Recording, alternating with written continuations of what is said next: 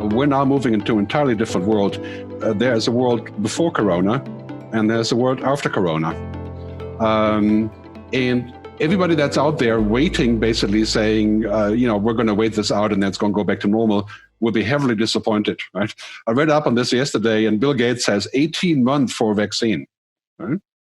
Other people are saying 2 years for kind of an economic recovery. So you may be able to go back to a restaurant, you may be able to go into a small venue, but traveling like we used to, 1,000 people events, music, people are suffering for money. This is a real deep cut, right? And this cut requires leadership. It requires us to do things that we didn't used to do before, like this, right? This is what we're doing now, right? So we are working remotely, which is bizarre when you think about it, because it's very hard to actually connect with people. Like I do usually on stage, I see people crying or falling asleep, and I can react to it here, but I can't see you, right? So I think this is a new way of working that requires different kind of leadership, right? And I've recently started calling this the kind of area that we're in right now, not the Great Depression, which some people are saying, or the Great Recession, but I'm calling this the Great Transformation. I think we're going to take all the pieces of the ecosystem that we had before, money, healthcare, government, security, safety, energy, and all of that is in the process of reboot, right? Just imagine, for example, the role of government. How dramatically that will be enlarged in the future, whether we like it or not. I mean, that's, of course, if you have an autocratic government, that could not be such a good thing, right? But the role of government is growing, right? And this is crucial. I think we can expect that to be a major, major thing in the future, this sort of great transformation of things that's coming. And I think it's really quite clear, this quote here from Milton Friedman, which I don't usually like quoting, but Milton said this years ago, in I think the 60s, right? Only a crisis produces real change. And when that crisis occurs, the actions that are taken depend on the ideas that are lying around. And that's what leadership is to me. The ideas that are lying around today, we have to put them out there, because this is the time where people are going to say, what is lying around, right? What can we do that is different than before? We're not going to go back to the old normal from last year, no matter what we're saying in terms of economic projection. There's so many things, like, for example, once people are used to working from home, will they continue to work from home? Yes. Yeah. Do they have to ask their bosses for permission? Yeah. And then, of course, we have huge power shifts in politics, right? I call this the Suez moment for the US. The Suez moment was for the UK in the 50s, when they didn't react correctly what happened with the Suez Canal, right? And then afterwards, the UK was no longer an empire. And now we're here in America, we can safely say America will no longer be an empire for many, many reasons, right? But for reasons of saying, how did they react to this crisis? I mean, we'll talk about that later, right? But losing leadership, right? Losing leadership on this topic is the Suez Canal moment for the US. And now we have Harari, for example, the Israeli author. He writes that in this battle against the virus, that humanity lacks leadership. And I would say that's partly true and partly not true, but it's a little bit polarized right now. But I do see people coming out and taking leadership that I didn't expect, right? And also positive things. Yeah, but generally speaking, that is a concern, especially for us here in Europe, right? This is the European map, just in case you didn't recognize it, right? So Europe, right? I mean, this is the make it or break it moment for Europe, right? I mean, what we need, in my view, is unconditional solidarity to show leadership to absolutely everyone. $500 billion in all kinds of whatever they come up with, that's not going to be enough. It's $2 trillion in the US, right? I mean, we're going to have to figure out how to take leadership, and the Commission needs to really get on with it, right? And the Germans and the Dutch, and we need solidarity, right? This is true leadership in the age of crisis, because this kind of idea that I've talked about for years, right? This is either going to happen now, which I think it will, right? Or it's going to crumble.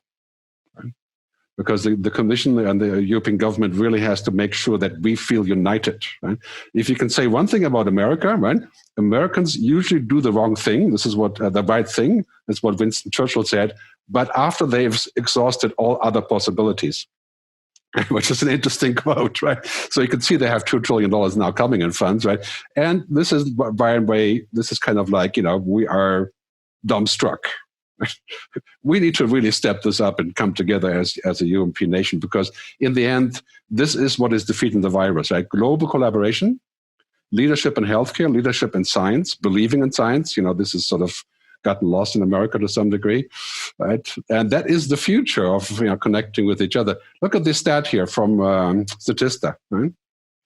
500 million people could be pushed into poverty. This is why I don't think we're going to go back to normal, right? I mean, here in Switzerland, we don't have poverty in that way that you have. But think about Brazil, India, Nigeria, right? And that wave of COVID is just about to hit them. We're going to need some serious leadership to equalize and create equality after this, right? This is a huge opportunity, but also clearly solidarity over money, right? That's a tough one for Germany, for example, given what has happened in Greece before. So the other thing that's coming after COVID is this, right? I mean, we have to be sure that this is the next big crisis. It's going to be another pandemia. Of course, we will have those. But climate change is 1,000x of the challenge of Corona. And it's right here, right? Now we're learning how we can do emergency things like stay at home. The next thing is going to be climate emergency, right? Carbon taxes for flying. And that is going to take a huge amount of leadership, right? Imagine just politicians, public officials, mayors, right? Ourselves. And, clearly climate change is the next big thing, right, coming up. So, yeah, I would safely say that the future is not an extension of the present, right? No matter what you think of the present as being good or bad, the future will be different because all of the conditions are changing around it, right? And right now, I would say, as a futurist, right now is the time where it's almost impossibly hard to say anything about the future, right? Because it's all up for short-term change. Could go either way. But I think we need to have leaders that understand the future. Political leaders, practical leaders, business leaders. And when you watch Bill Gates, for example, he's been on various shows last week, you can clearly realize that he has an idea of what's coming, right? An intuition, an imagination, right? Not just a calculation. And here's the good thing, right? In the world's fight against Corona, female leaders are showing the way. This has been a fantastic thing in the last 3 months, not just Merkel, but of course Jacinda in New Zealand, right? Then of course Finland, Sanna Marin, in Denmark, in Belgium, right? In Iceland. I think this is clearly showing the combination of EQ and IQ that men are sometimes missing. Right? Women are coming in and taking over. I think this is the future. Right? Women and younger people. Right? And we see that happening everywhere. And I think this is the end of populism, by the way, also as another discussion point. I'm going to wrap up by saying, here in beautiful Switzerland, where I'm sitting right now, my view isn't quite like this, but the trust question is a big question. Right? And you can safely say that Swiss people are generally trusting the government a lot. This is completely different than many other countries. Also, of course, because we're a rich country, right? But again, Harari says about this, today humanity faces the crisis not just because of the virus, but due to the lack of trust between humans.